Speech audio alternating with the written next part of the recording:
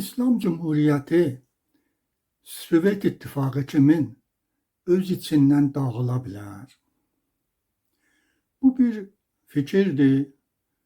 Çox daxildə və xaricdə adamlar belə fikirləşirlər.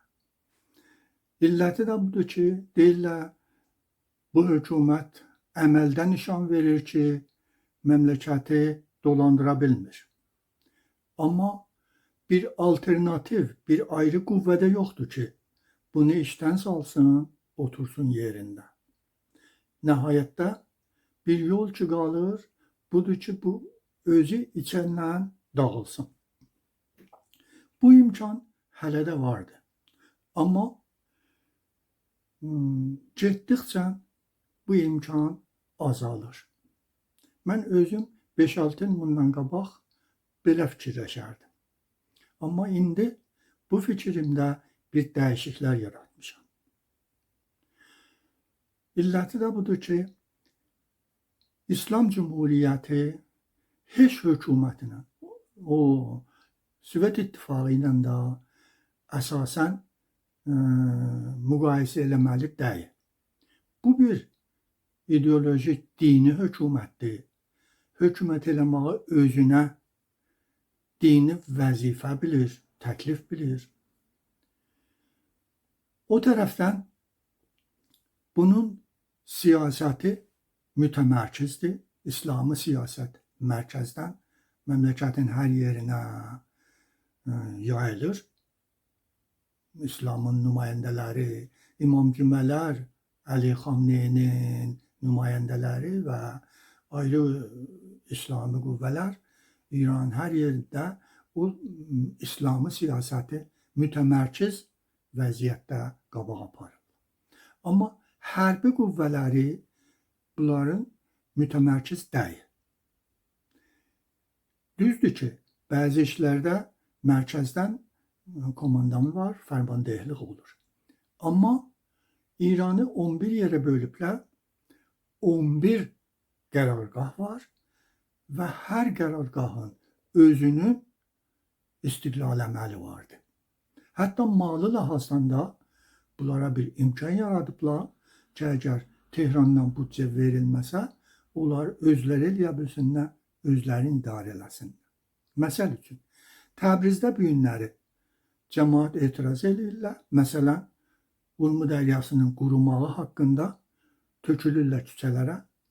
Hökumətin ehtiyacı yoxdur ki, Tehrandan hərbi qüvvə göndərsin, bunları əzməyə ya sakit eləməyə. Təbrizin özündə və Azərbaycanda onların qüvvələri vardı və illər boyu bu işi görüblər, təcrübə tapıblar. Hər etirazda olanda onu orada sərkub eləyirlər, aradan aparırlar. Bu qüvvələr üçün keçmiş illərdə, xüsusən 37 ildir ki, Əli Xamneyi iş üstədir, bunlar daimən milləti əzməkdə və millətin qabağında durmaqda iştirak ediblər. Tamam o adamlar ki, iş başındadırlar indi, hamısının əli qana batıbdır. Qaçaq yerləri yoxdur.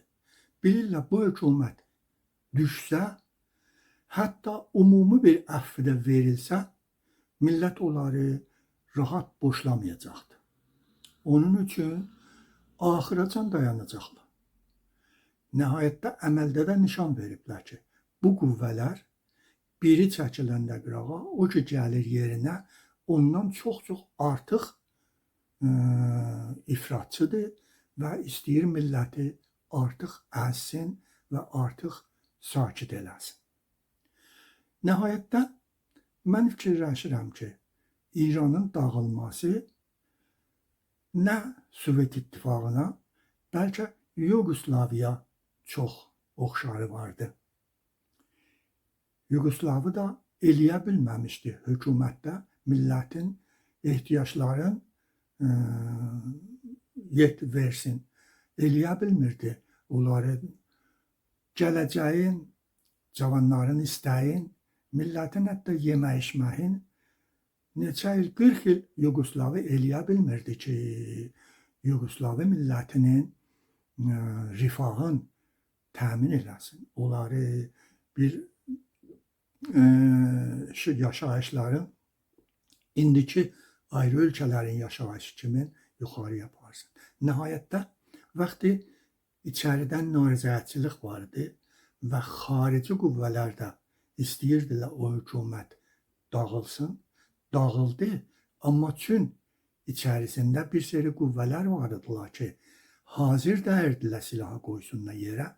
Nəhayətdə daxili bir müharibə başlandı və Yugoslavin neçə tikə oldu və orada da jenosayd olundu ta ki sakitləşdi. Yəni zaman keçdikcə İslam Cumhuriyyəti günbəgün fişarı çoxaltdıqca Sovet İttifaqı vəziyyətində içəridən dağılmağı azalır və Yugoslavi formada dağılması çoxalır.